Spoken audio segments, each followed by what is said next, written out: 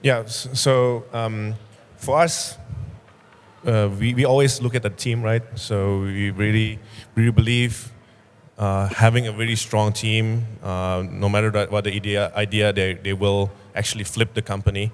So we really focus on entrepreneurs that kind of like would die for the company. That's pretty much, we don't look too much in the CV, but we really look at the passion of the founder, that they're really serious about this and will fight for the company.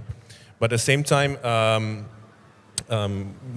I think the difference between before 2015 and 2016, like really just not the attraction of traffic, but more like really what is your revenue, how you make money. That's becoming more and more important factor, I think, amongst all VCs in Southeast Asia. So I think that's really healthy because before wasn't really too much the focus. So I think now become more and more important aspect. What I would like to say is also it's reducing also like this. Okay, I get higher valuation here and valuation there. I think it's more like really if you founding a company, really focus on creating a good product that is creating sustainable and healthy business. I think that's more which the entrepreneurs from now should focus on, rather than, oh, I just raised the more money here, or look at that company give us like $2 million more. I would really focus more getting investors that can help you to go to the next level, rather than too much playing this valuation game. That's a very good point. Get down to the business and talk about how you're gonna make it work.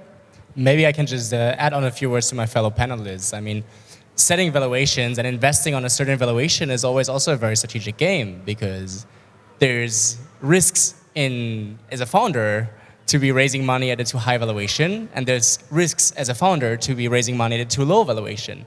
What are these risks? Imagine I raise now a new round, and because I'm a stellar graduate from a great university, I have a couple of years of working experience, and I use this as leverage to have a good multiple on my, say, current revenues, for instance, to get a higher valuation. Then I'm also committed to achieving extraordinary growth targets and goals in order to justify a higher valuation than this. Yeah, so if you're an early stage company and having a super high valuation, you are committed to achieving extraordinary targets in order to justify a higher valuation afterwards. And that's very, very risky, because you as a founder do not want to have down rounds happening for you, and this is more likely if you raise at a too high valuation too early.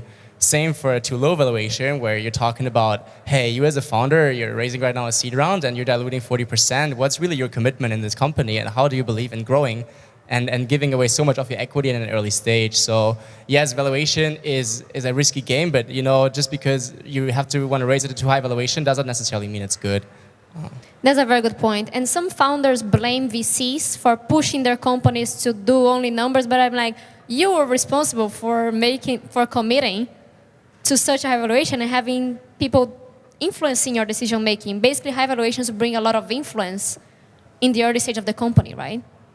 So, I mean, it pretty much covers also the key takeaway is that focus more on the plan. How are you going to make money? How much money do you need to make money? Make sure it's achievable.